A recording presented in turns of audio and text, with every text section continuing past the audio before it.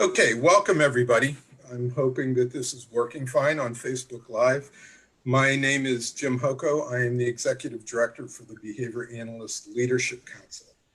I've had a wonderful experience and career as a behavior analyst for the past 3 decades, and I'm happy to fulfill this role for a great organization. We're in some difficult times. We're undergoing a health, economic, and political crisis right now. And what we thought would be a good idea to sit and talk through some of the issues, because we are a community and we thought we could help each other. Before I start, I want to introduce our surprise panelist, which is the BALC board president, Solange Forte. Hi, everyone. Thank you for joining.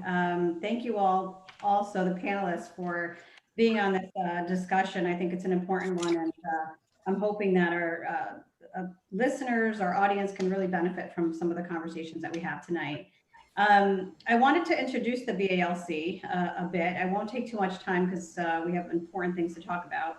But the BALC was established in about 2015 to address really the need for professional development specific to leaders and looking to provide professional development opportunities for building capacity, advancement of business interests within behavior analysis. And in order for us to do this, we were able to organize a few different webinars and annual conferences, networking events, and other training series opportunities that right now we're looking to launch pretty aggressively in the next couple months. Now, what we focus on is what we call our Triad of Excellence. And I'm pretty proud of this. And I know, Suzanne, I'm looking right at you, even though people don't know, because this was an exciting moment, because we were trying to figure out about 2 years ago, what are we going to push out for our established leaders, our new leaders, that's different from what the field of behavior analysis is providing right now. And our Triad of Excellence focuses on 3 different areas: effective leadership, clinical acumen, and operational expertise. How do we do this? Again, by connecting each other, providing these networking opportunities, one that is going to foster ongoing development of our leaders within the field of behavior analysis. So this is one of these events that we're really excited to sort of push through. So Jim, I'm going to hand it over to you so that we can get started on our topic. Okay, so what I'm going to do now is introduce just very briefly, and I'll let them do a self-introduction, each of the panelists. And I'm going to start with somebody very close to Solange, both on the screen and otherwise. So we're going to throw it to Ken Forte, and Ken is in Connecticut, right, Ken? Yeah, that's correct. My name is Ken Forte, and I'm a nurse practitioner. I own my own business where I do telemedicine and also house calls for urgent care and primary care needs. And I'm also business manager in the emergency department at Bridgeport Hospital, which is part of Yale New Haven Health. I have seen a lot of COVID in the past year, and quite experienced with COVID care. And now most recently excited about the vaccine, and happy to talk to you guys about that and answer any questions that anyone might have. Great, and we're really happy that you're here to participate in this discussion. So going with the order on my screen, which you guys don't know about, but we are a national organization, and we have a national panel. So we're going to go to Greg Gagliano from Ohio.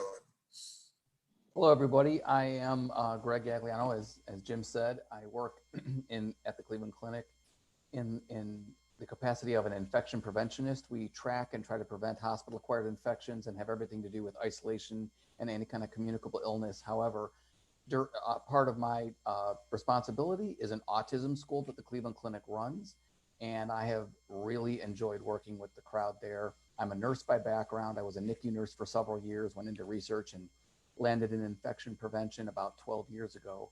And I've been in pediatrics specifically, and this just is a great addition to the what I've been doing. And I love working with the behaviors specialists at the autism school, and I appreciate being asked to participate. Thank you. Great, I appreciate it.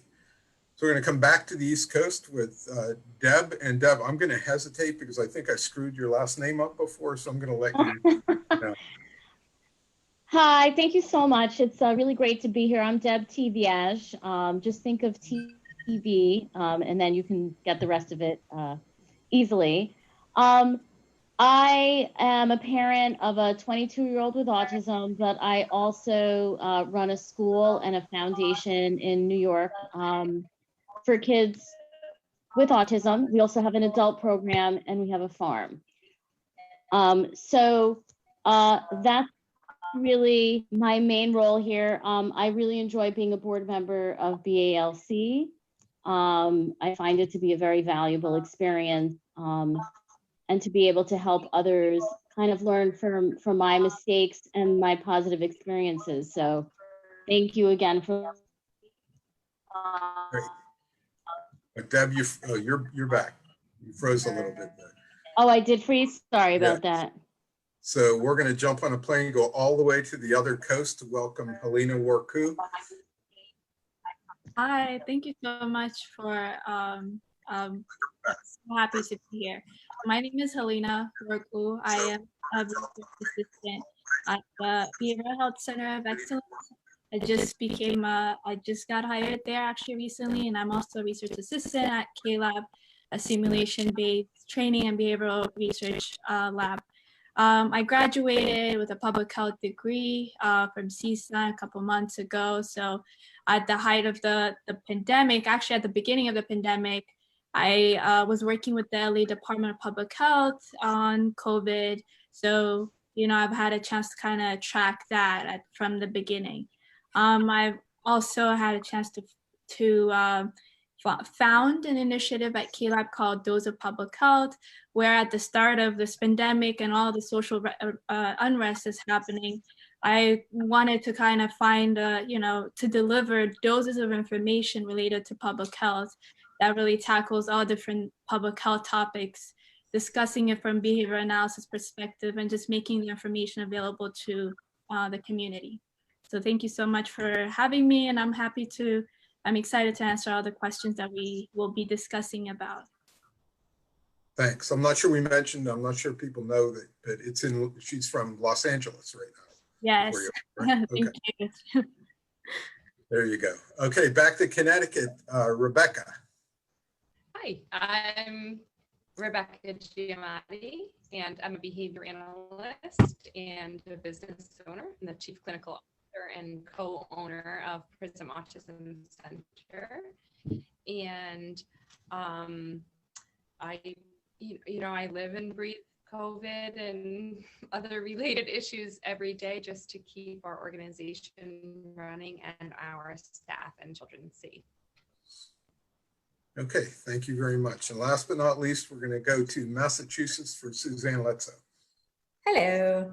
So I'm Suzanne Letzo. I'm a BCBA parent of adult with autism, who's sometimes easier to raise than my typical young lady. They're both fun. Anyway, I'm the CEO of Milestones Behavioral Services, and we provide, we have 2 clinics, an adult day program, advanced intervention for high needs individuals, and 2 school programs currently, and I'm probably forgetting something. School consultation. So for me, this is an important issue, but it's one that a lot of times we have to come up with different solutions because we run different programs. So that's pretty much it. Okay, thank you very much. So I want to say at the outset, our goal is to have a good conversation. There may be some answers that come out of this conversation that help you. I guarantee there'll probably be a lot of questions that will help people. So we just want to have a good conversation. My role is to try to move us from different parts of the topic, from one part to another, and just let the conversation go as it could. It's too bad we can't enlist everybody who's viewing to have this conversation with us, but I'm going to have enough trouble just handling these great people here. So we're going to start with the first question. So over these difficult months, the virus has affected areas of the US differently at different points in time. New York and the East Coast were hit hard initially, and then hotspots seemed to move across the country. I'm not sure now if we're in the second or third wave, but how is your geographic region doing right now in terms of positivity and spread? And we're going to start with Deb. Well, thank you for that. New York was definitely one of the first hotspots. It was quite challenging, the first wave. We are in our second wave, but we are able to maintain some lower levels compared to other states. Right now, New York as a whole wavers between 7 and 8.5% positivity. Long Island, which is that little island that sticks out of New York, has a much higher positivity rate. That's more, hovers between 9 and 10%, which is pretty high for us considering where we have been over the past couple of months. So, you know, we're struggling, but again, we are trying to keep protective measures. We're New York strong, as I'm sure you've heard. And so we're trying to really keep a positive attitude and try and disseminate information to everybody to kind of keep those rates low. Okay, you guys don't have to wait for me at this point. So anybody else that wants to jump in? I can talk. For the Cleveland area and the Cleveland Clinic in general, I'll go with some hospital information. We have had, you know, we are probably in our what we would consider our second wave. You know, it was early, July was a big wave, and then it happened again at Thanksgiving and really hasn't slowed down. We have had an average daily census for all Cleveland Clinic hospitals, not just main campus.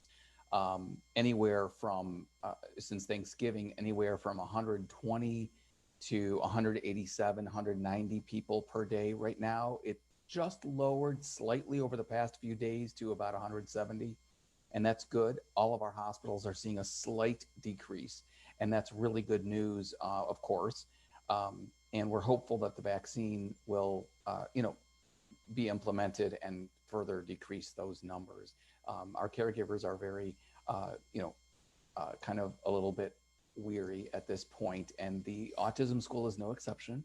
They have had a lot of caregivers out with COVID, and the good news is, for us at least, that they're not getting it while they're at work. They're not getting it from work. We do a follow-up survey. We do a little investigation in each case, and they are typically getting it from either going out or not staying home, or I don't know what, but they're not getting it at work. And that's good for us, because we put precautions in place to help protect our caregivers and students.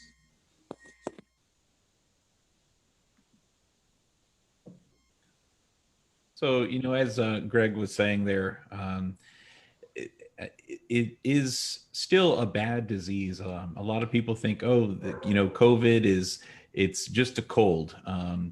So yeah, it sometimes is just a cold, but it often kills people.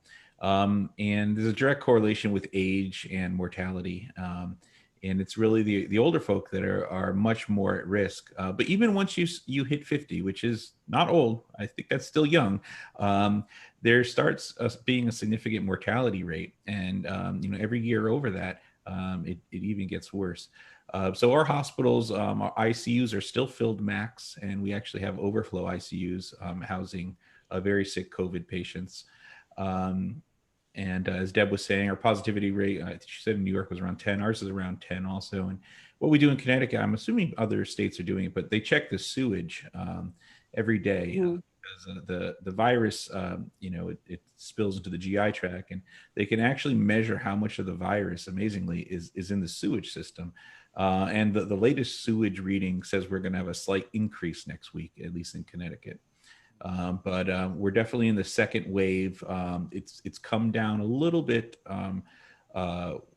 before Christmas, but it's still here. It's still you know, it's still a big problem, and people are still spreading it. I didn't know that about the sewage, so I've learned something already today. They do that here in Boston too. And not to get too technical for everybody, But let me just say that the rates here in Boston are through the roof. That's all I have to say about that. Are they through the roof compared to LA?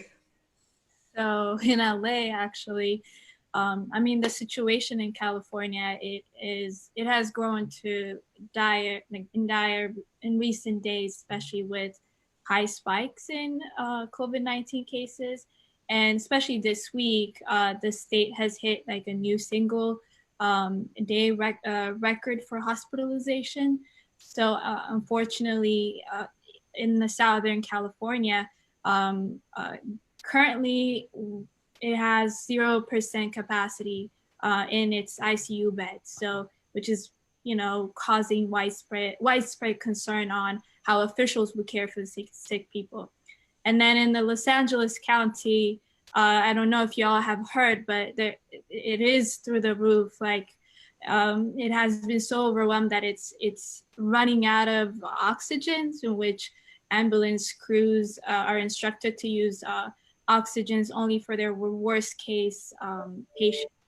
So hospitals are in a situation where they're sending back ambulances because they can't provide the airflow needed to treat patients.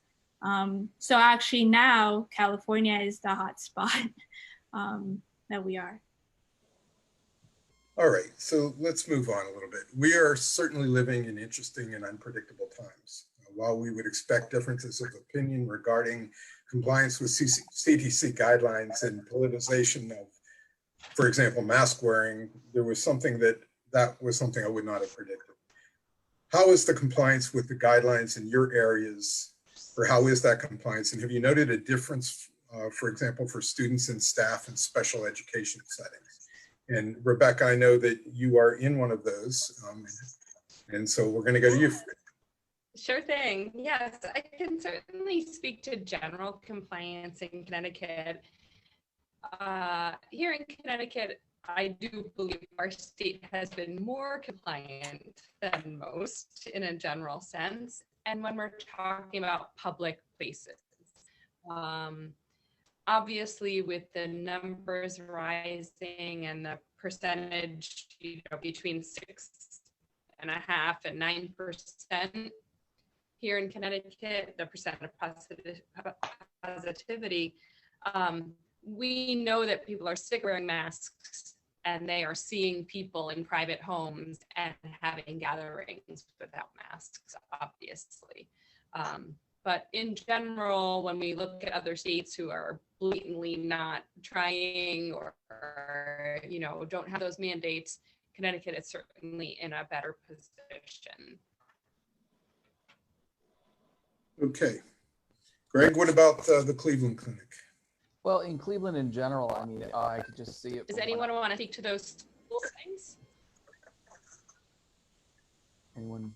What was that? I'm sorry, Rebecca, you were freezing a little bit. I think she's frozen. So Greg, I'm sorry about that. That's okay.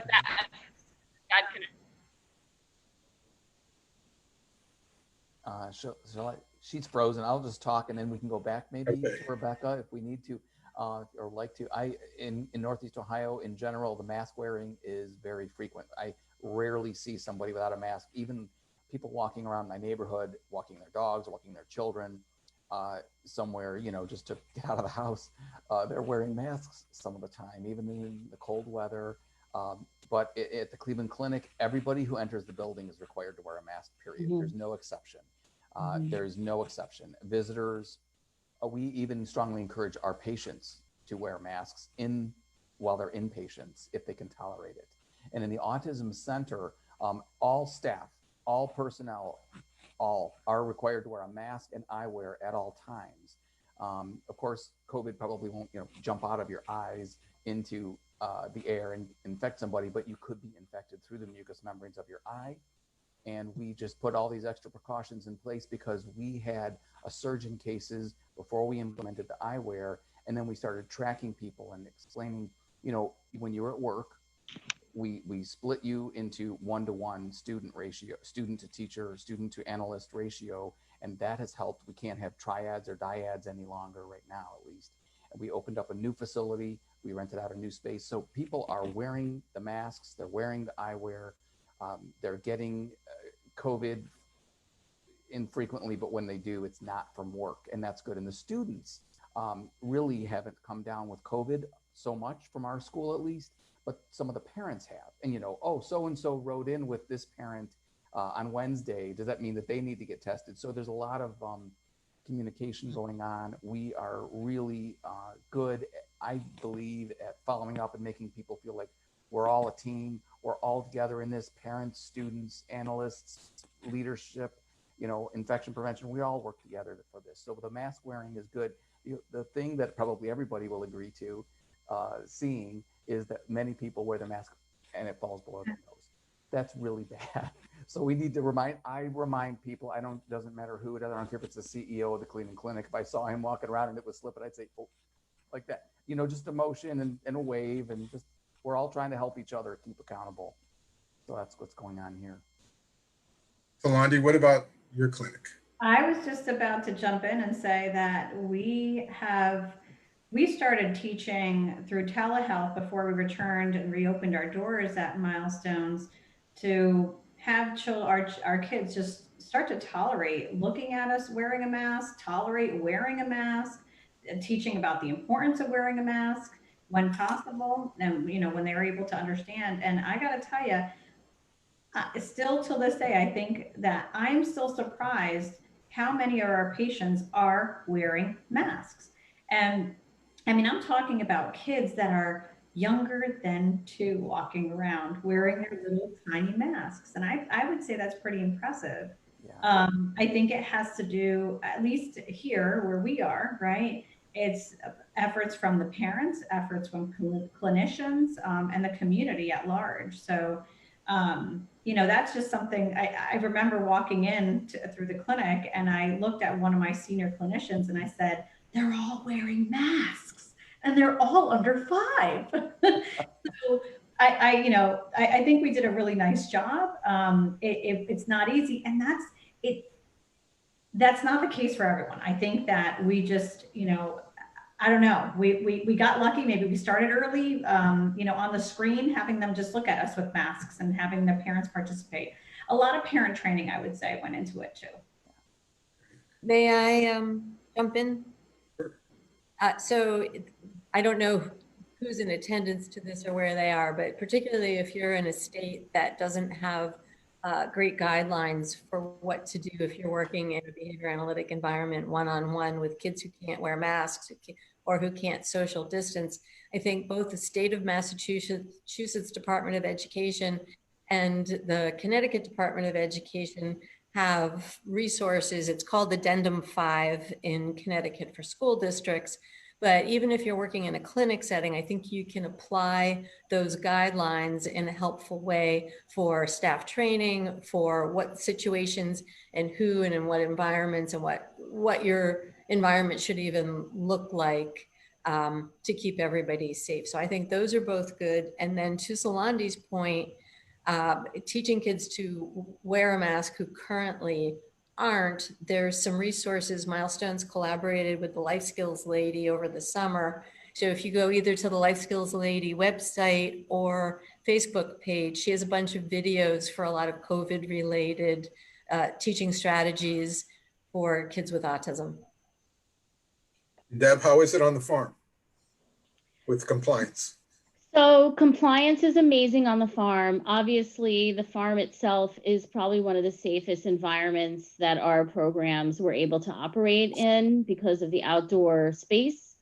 Now that winter's coming, I think there's a lot more risk to everybody because we're not as, outdoor spaces are not as readily available. So the vaccine and the fact that we are going into smaller, tighter spaces with less ventilation, having the windows open in winter is a practical situation in the Northeast.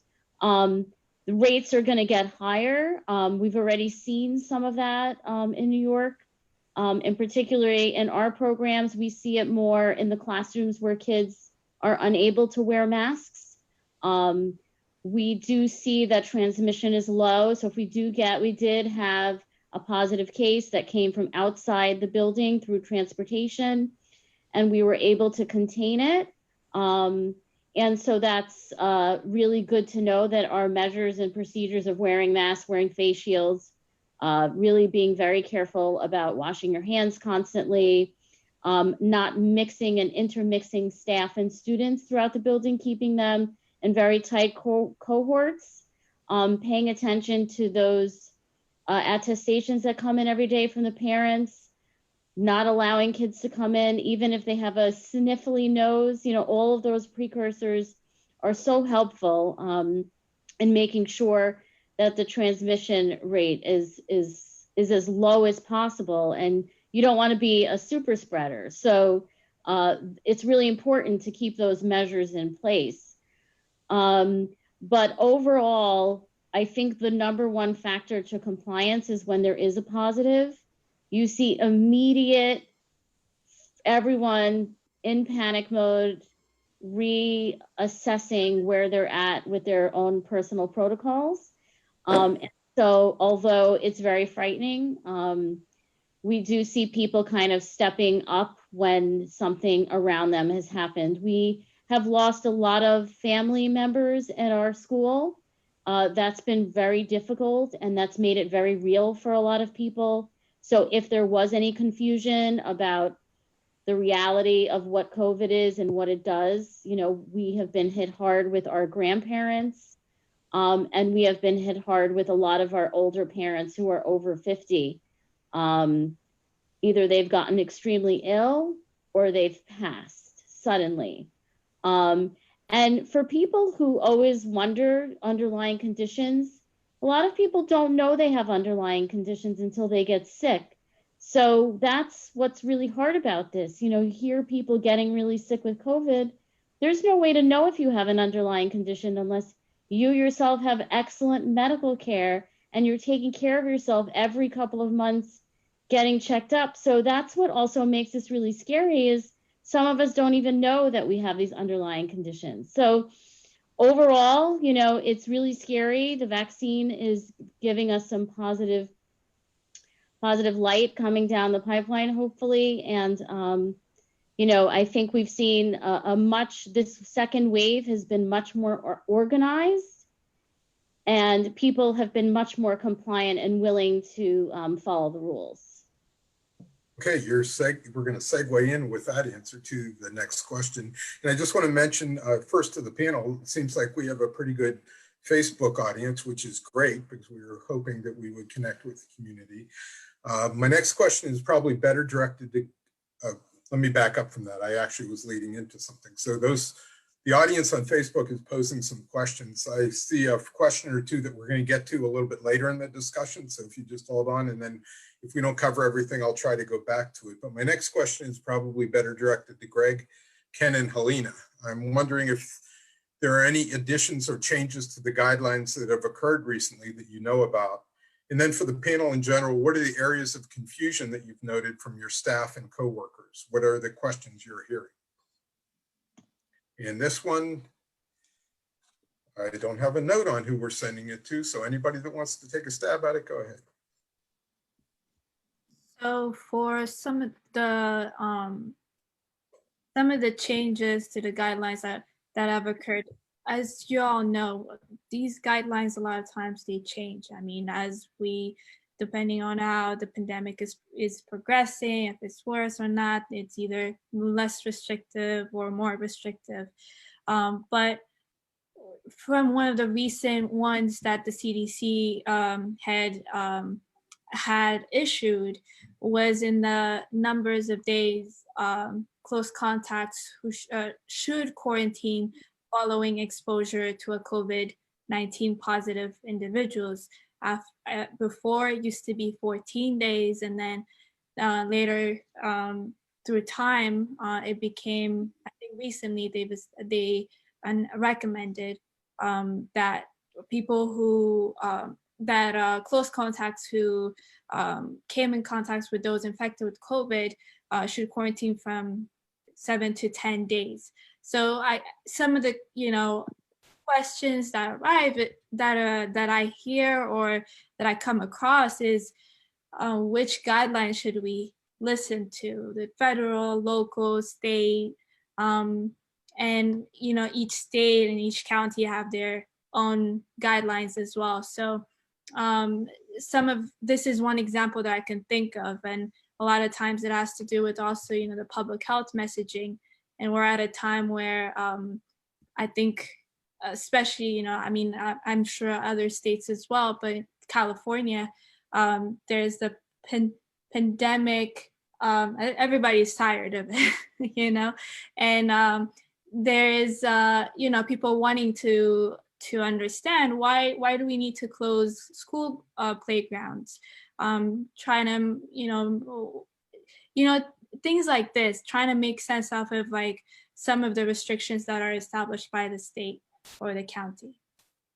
Yeah, and to go off Helena's points there, it has been a confusing time, and I'm sure Greg can sympathize with this because there's been so many changes. Literally at the beginning, it was, oh, nobody needs to wear masks. Oh, everyone needs to wear masks. Oh, but if you wear a mask, it has to be an N95. Oh, wait, no, actually, it could just be a scarf. Oh, no, it should be a surgical mask. Well, if they have it confirmed, then you should wear this kind of mask. And now the goggles and a mask.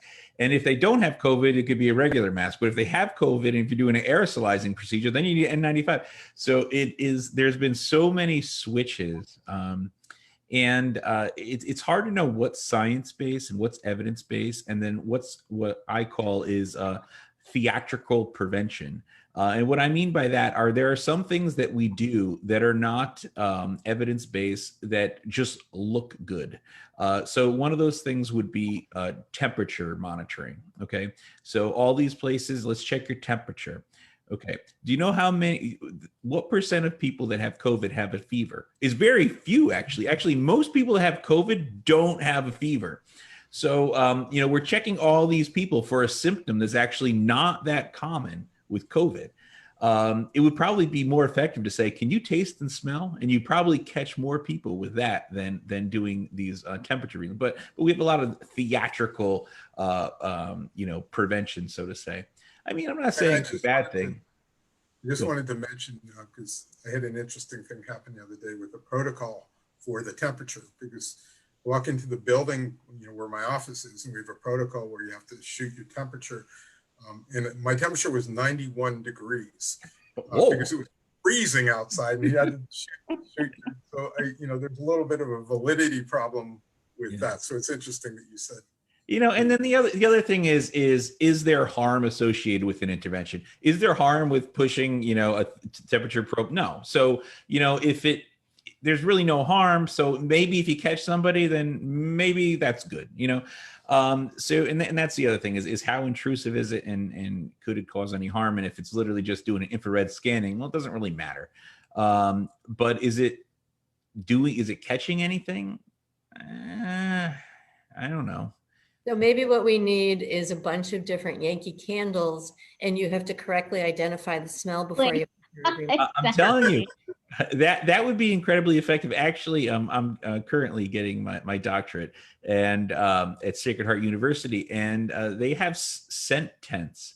So they have tents that they put up around the university that have flowers in them, and they encourage the patients to walk through them every day to see if they smell.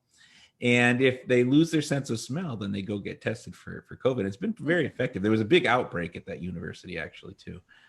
That's really interesting. So let me refocus to the latter half for the people who work in schools primarily.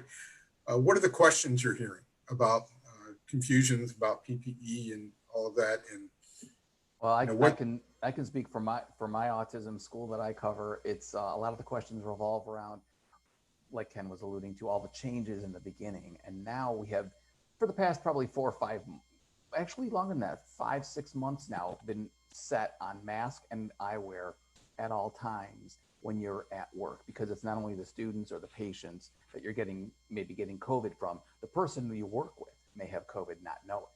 So you're interacting with them, you're 6 feet, less than 6 feet, you need that protection for yourself, because that's a lot of times they're coming down with symptoms at work.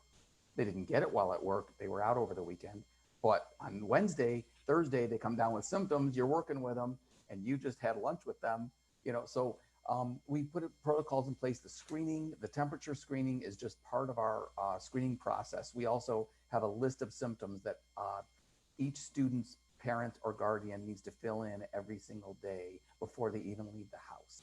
And it's like it's an app, and they say, if you have any of these, do not come in.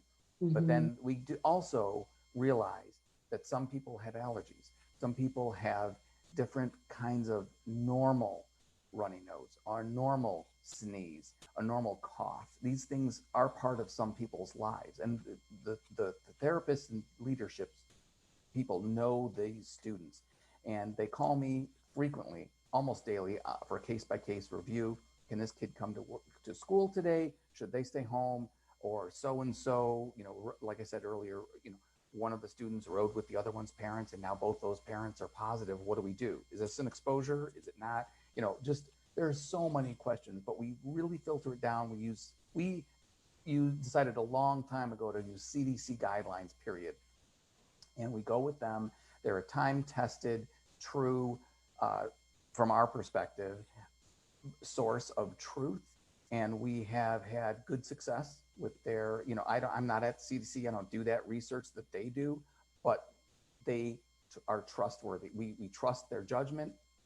They changed in the beginning too. They said, like Ken was saying, the mask, not N95, but they didn't know either. Nobody knew. So it's not like they're unreliable and don't know what they're talking about. They had to get through the process along with the rest of us, and they have come to the good decisions, and we follow them, and we have had success. I want to remind everybody, just a general thing about COVID. It's not, it's droplet. It's spread by droplet transmission, sneezes, coughs, talking, being close with somebody. It's not airborne. It's not like tuberculosis or chickenpox, where the virus lingers in the air and stays there, and you can go walk into a room 20 minutes later and have the virus infect you. It's quick, it's droplet, it's sneeze, cough, talking. So that's an important thing. And fomite, also known as, you know, like surface transmission, has not been very common at all. It's not, it gets on surfaces, but it doesn't survive. The virus it's not alive. Viruses do not live, but they are effective or ineffective. And it becomes ineffective very quickly when it's released and, you know, it falls onto a counter or a book. Of course, hand hygiene is very important. That's why we implement, you know, the hand hygiene. But that's an important piece, like, you know, it's just a really good idea to remember that it's a droplet. It's not airborne. You're not going to get it from walking into a room 20 minutes after someone was in that room. And I remember in the early days when the news reports were coming out that said, yes, COVID lives for 16 days on this surface, yeah, or whatever, you know, and it's, and it was very scary. yeah. But I think Rebecca, it's err on the side of caution. That's all. So I'm sorry, I didn't mean to talk over. no, that's fine. Go ahead, Rebecca. Rebecca, any questions that your staff are posing that we haven't heard? You know, Helena, as you were saying, it's been very hard to keep up with CDC changes, but we read, we watch every single day the news, try and really keep up with all those changes, and then we try and send out a lot of communication about it.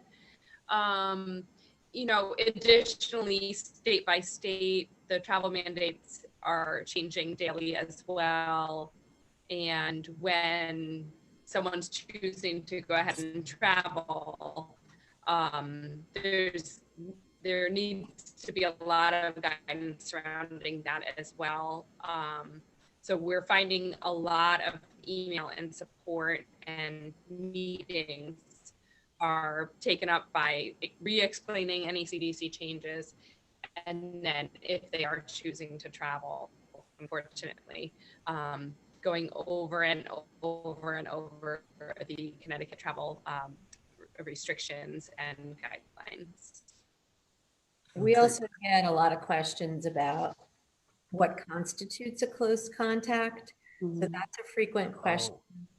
So anytime we have somebody that we think may have, let's say we have an exposure and we're doing our contact tracing, we pretty much go over all the basics with everybody who we contact at that point in time. The other thing we get questions about a lot is how some of the, like, what their sick time looks like and what some of the extra COVID financial support looks like. How long does it last? When can they take it? So those are a lot of questions that we get. Yeah, as far clinically, as far as defining close contact, how what we're using in the hospital is 15 minutes of unprotected within 6 feet. So neither people are wearing a mask; they're within 6 feet for 15 minutes of each other, and that would be considered an exposure. Now, if you were wearing masks, that's not. If it was just a quick pass by, that's also not. One of the other interesting things about this whole situation that I learned is how long it takes for vaccines to be developed and put out. But by some miracle and by a whole lot of hard work by people, we now have a couple of vaccines that we can use. And there are programs that the states have on putting them out. So the next question is, how is this rolling out in your area, and is it going according to plan? What is that plan? Do you agree with it? In particular, where did children with cognitive and behavioral challenges and the staff that service them fit in? And do you agree with where they fit in and what the priorities are for the plan? Now, I realize you may not know aspects of the whole plan, but whatever you can contribute would be great. I just looked up some Ohio things yesterday to be updated on the phases. Phase 1A, I'm reading it now off of a slide. Healthcare workers and personnel who are routinely involved with COVID positive patients. That's the first priority in the hospital, at least 2. And that, of course, does not include our autism school staff. And they are still waiting to hear when they will be offered the vaccination. Some other groups in phase 1A are the residents and staff at nursing homes, which is great. Resident and staff at assisted living facilities, patients and staff in psychiatric hospitals, people with developmental disabilities, and those with mental health disorders, including substance abuse, residents and staff at Ohio veterans homes, and EMS responders. I think that's a really good group for first responders. Everybody wants the vaccine. Everybody wants it now, or those at least who want to take the vaccine. And part of what I asked the manager of the director of our school today is how many people, staff, have indicated that they may not take the vaccine, because that's a big deal. This is, and students. I said, what about students and parents? A lot of autistic children have parents or families or guardians that are against vaccines. And she is positive. She erred on the positive side and said, I have had parents asking me when their child can get the vaccine. And I have had a lot of staff say they want the vaccine and very few said they don't.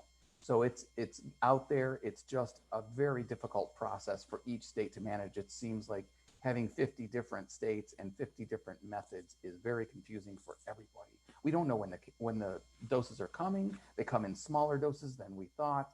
So then we have to regroup and rethink.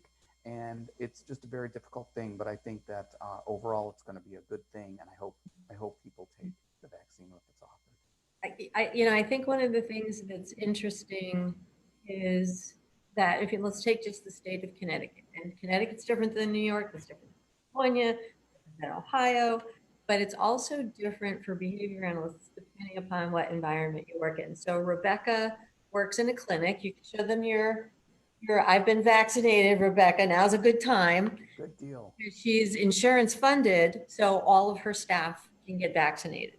Milestones also has an insurance funded clinic. Those employees can get vaccinated. We run an adult day service program that's DDS funded.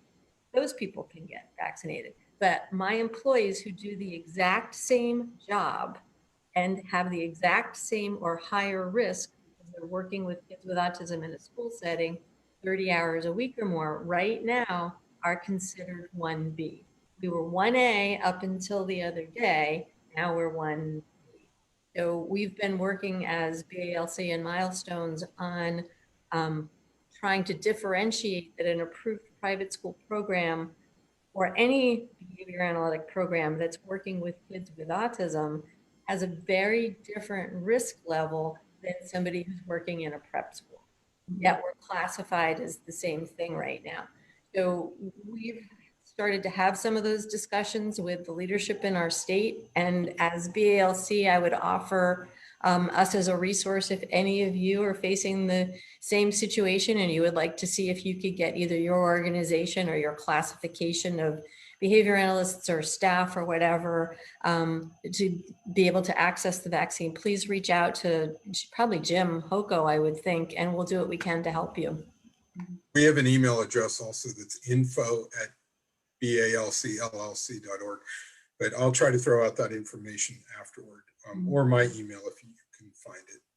To your point, Suzanne, you know, that I'm glad that you brought that up, because we do have a few questions on Facebook live now.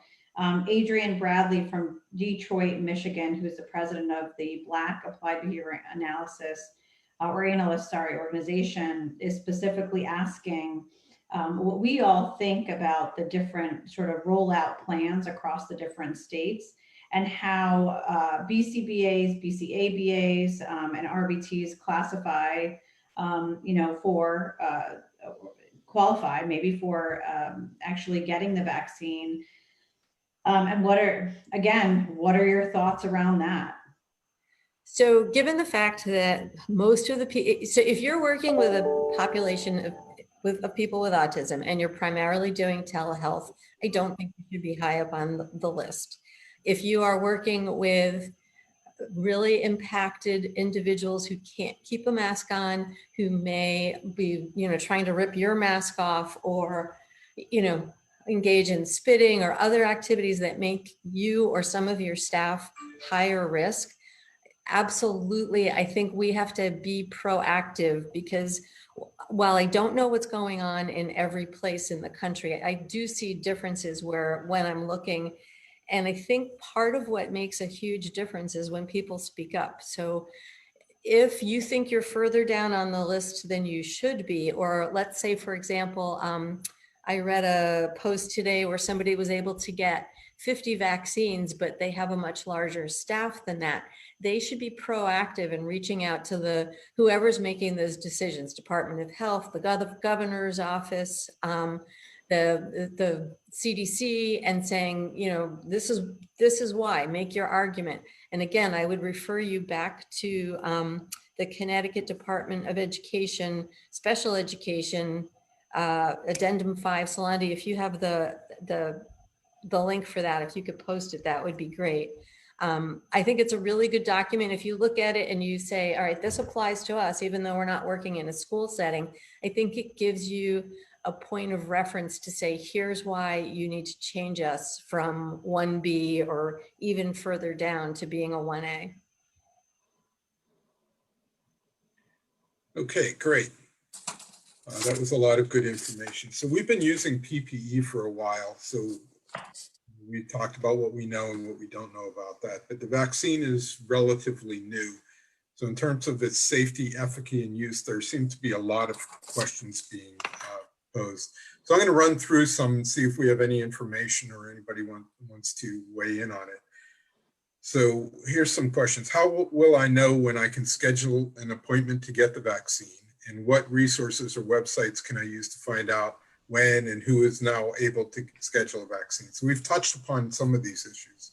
If anybody has more specifics on that for their state or in general, you know, go ahead and jump in. Yeah, I just want to say, I think that the best thing for most people to do, or at least for us in Ohio, is go to the ohio.gov website. And that is a wealth of information on vaccines and every other thing you want to find out about health-wise. But, you know, that's the way, and it may change. So we need to pay attention. And, you know, as things evolve, the phases, the groups may change. So you want to keep and ask your physician, not bombard or, you know, bother them every day, but, you know, you can always check with your care provider also to see if they've heard anything. But those are the two best options that I think I would follow. I just want to go ahead.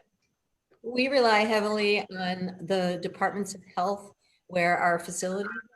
So we contact them frequently. We contact the State Department of Education, the Department of Health. And when we got notice that we had some of our staff that were eligible, we got an email that went into my spam. So check your spam, but it be titled CDC space VA M as in Mary S is who that email comes from. And that's to give you access to the registration site so you can start to get some of your employees or yourself in to the system to make an appointment.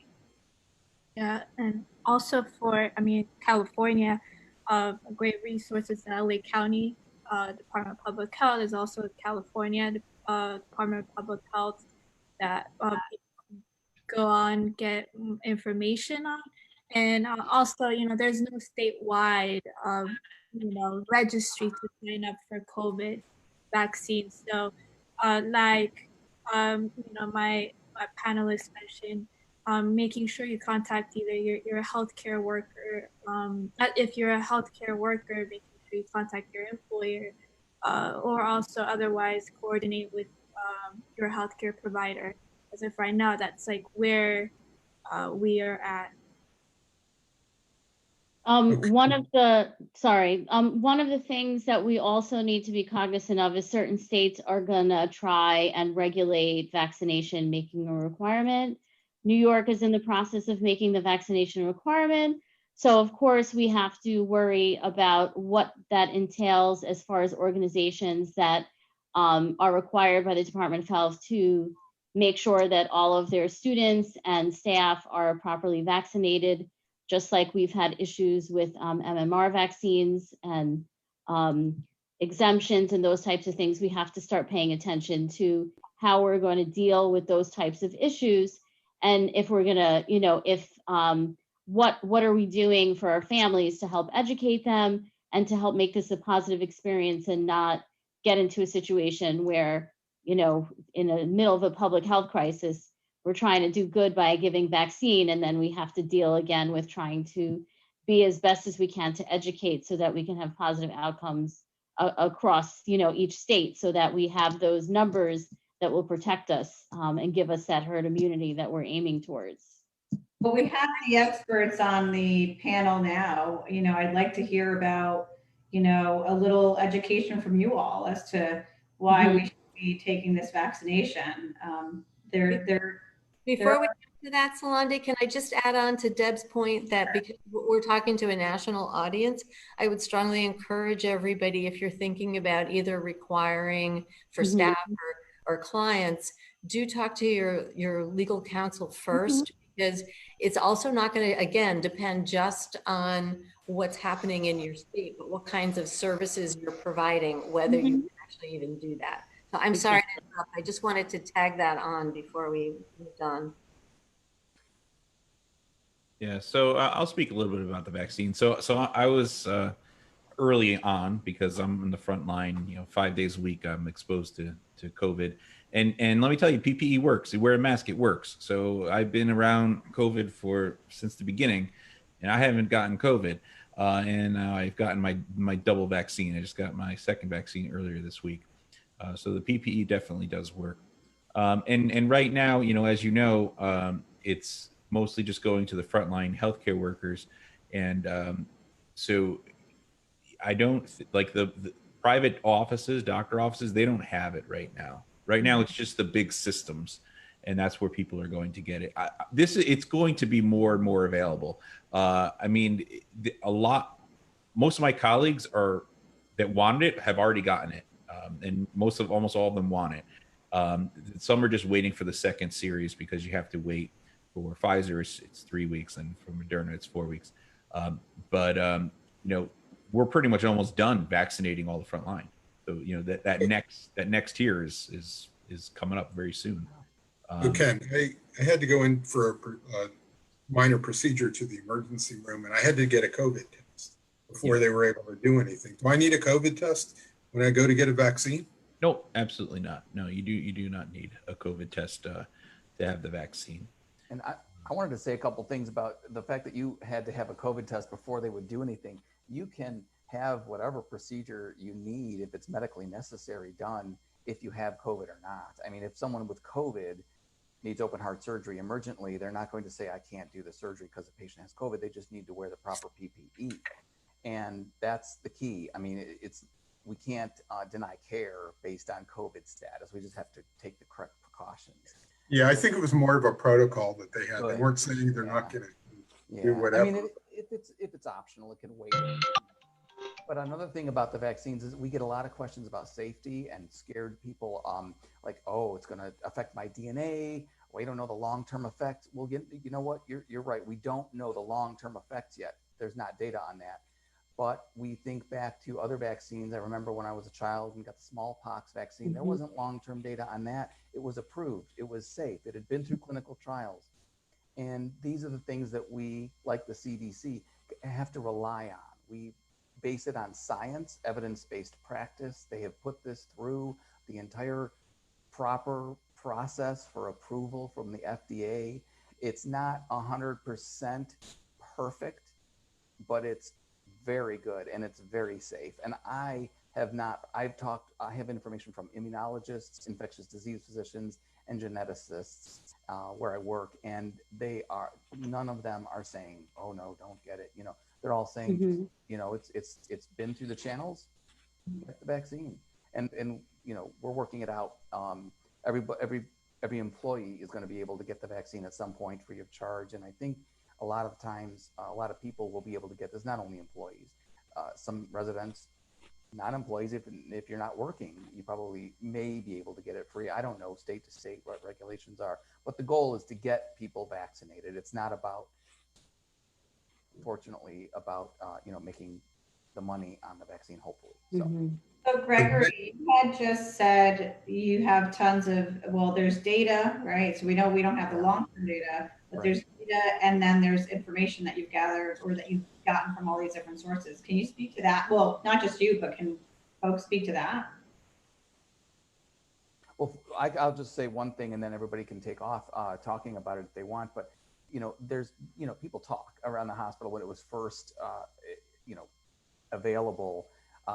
There was a lot of question, and I didn't specifically ask. I just heard it in meetings and in consultations with patients. I hear people talking with patients and families. I work in the children's hospital mainly, and there are a lot of concerns, and they are very reassuring. And I like I said, I don't do the research at the CDC. I didn't do the research for the vaccines, but it's available. I mean, you can look up the data on Pfizer vaccines and Moderna vaccines and whatever other vaccines come out for COVID. And you can look at the data yourself to see, and there's a way of researching it and getting good information and becoming comfortable with this. So you too can feel like, like it's safe and you can get this and protect yourself and your family. So I'd like to, we're coming up on an hour now, but we still have a couple of things we want to get over. So I have a set of questions. It's almost like a speed round as I'm reading these questions. They come up that people have asked, like, how long does the vaccine remain effective? Does anybody know that? Sorry, I was on mute. Okay. Yeah. So as Greg was saying, it's a newer vaccine, so you're only going to have data as old as the vaccine's been around. So when we look at this, we have to use the theoretical science of what we believe how long it will work. Now the best theoretical guess is this is going to be at least a 10-month immunity. Maybe this might be something we'll need an annual booster shot for if this continues to be around. It's still not completely known. But one thing I also just want to put to rest is the fact that people think this goes into your cell and alters your DNA and you're now a new, cyborg or something. So that's completely not true. This is a new technology in that it is actually mRNA. So if you guys all have seen the COVID, thing with the crowns that stick out, the little COVID molecule. So what they did was actually ingenious. They took one of those peptides, one of those proteins that is on that COVID virus that actually latches onto the cell, and that's how the virus gets into the cell. So they took the information, the RNA that makes that little crown, just a little piece of it, and they put it in a little fatty bubble, and that's what they inject into you. And then that's able to absorb into your cell And now Pfizer and Moderna, they don't even go into the nucleus. That's where your DNA is. They just go with it into the cell. And then what it does is it tells the ribosomes in the cell, listen, make this little protein that's this little crown that is on the outside of this virus. And the cell goes ahead and makes that protein. And now your body detects that protein as an enemy and makes the antibodies that can kill it. And actually the cell that ends up making those little proteins, they end up just dying anyways, which is fine.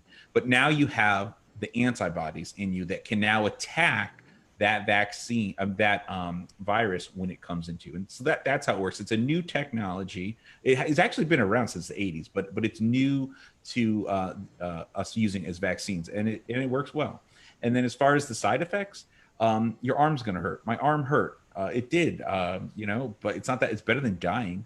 Like any other vaccine, really. A lot of them do that. So yeah. And I was a little tired. I didn't get a fever. I felt a little blah, but it was like 24 hours, and then I was fine. And to be honest, I probably got the worst reaction than all my colleagues. They were all complaining, saying I was a baby. But I do think your arm's going to hurt a little bit. Yeah. So what?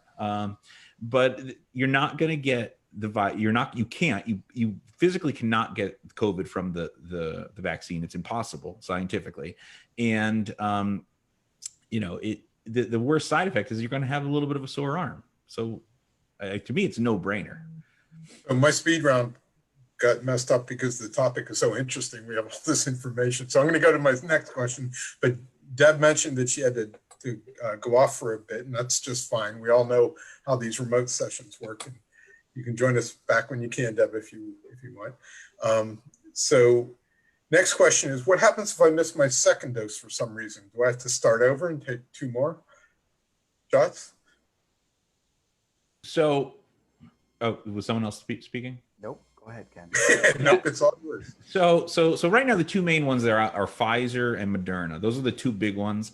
AstraZeneca is coming out later. That's a little bit different. That one's actually a DNA strand as opposed to RNA. We won't get into that, but it works pretty much similar.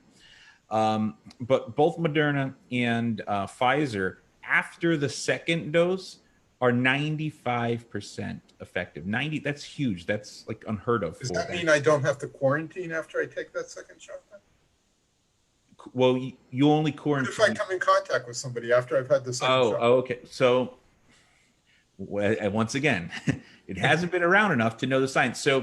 So you might be part of the 5% that ends up getting COVID. There are people that get the vaccine, that first dose, and were actually exposed to COVID before they made the antibodies and actually get COVID. They do not get COVID from the vaccine.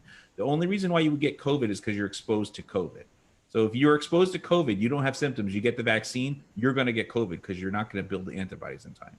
So you don't have a really good immune response until at least 7 days. But after your first shot, they say you're about 50 to 60% immunity, which is actually, that's like better than the regular flu shot. So there's some thought of saying, hey, let's just give everybody one shot and then everybody's got 50 to 60% immunity. But they opted right now to say, let's do the double one. And then, it's 95% effective. But the other thing that's also not known is, can you spread it? If you might not get it, but can you spread it? So I'm now vaccinated. I get in contact with somebody with COVID and I breathe in all their air and all their droplets. Well, now can I go into another room, cough on somebody to give it to them, but I don't get it? Well, it's not known, maybe. And so that's why we're saying we can't get lax on the PPE. When we get the vaccine, we still have to wear the mask. Until everyone is vaccinated, until we have that herd immunity, when about 70% of the population has either had it or had the vaccine, then it's considered safe. It's going to be a while till we're there. Right. Now, what about, we're talking about populations of kids with learning challenges and behavioral challenges, but we have this, I believe the age is 16, but can you go younger than that for kids with disabilities? It hasn't been studied. So Pfizer has been studied, I think, 18 years and plus, and Moderna, I think they did it down to 16. So it hasn't been studied in children yet. And it also hasn't been studied in pregnant women. So although it's not contraindicated, if someone was pregnant and wants it, they can get it. I encourage them to talk to their OBGYN. it's not contraindicated. But as far as children, it hasn't been studied yet. So it hasn't been FDA approved for use in children yet. Can I ask you guys a logistical question? Sure. So one of the things we've been mulling, because we have so many employees, and when we find out that we could let them go, we want everybody to go as quickly as possible. But should we be spacing people out? Because we've heard that when they get the second shot, they may be symptomatic for a couple of days. So we won't know if it's COVID or if it's a reaction to the vaccine. Yeah. Spacing them out so we can maintain our workforce and provide services? So that's a very good point. And for the frontline staff in the hospital, we had to vaccinate thousands of people. So what we chose to do for that very reason, we could have given more at once, but we spaced it out. So we did alphabetical order, so today is the A's and B's, and then tomorrow is the season, and you do it by alphabetical order. I mean, it's kind of fair, or reverse alphabetical order. And by doing that, you do space it out in case if you end up having some people, we have really not had many people call out from getting, I mean, when I say you don't feel well, it's not like you don't feel well, you can't go to work. It's like, how do you feel? I can still go to work, but I'm just I'm tired. So could you maybe want to take the day off? Maybe, but none of my colleagues took the day off. They just said, I feel bad. So, Ken, I didn't want to interrupt you, but Greg just told us that he had to jump off. And I just want to say, even though he's not on anymore, I appreciated that participation. We're actually coming close to our end of our time. So I just want to move to, I know there was one of these questions that Solange told me came up in the feed, but the next part is about employers and employees. So I might go to Rebecca on this first. Can you require your staff to be vaccinated? And if not, what should I do if a staff person declines to get the vaccine?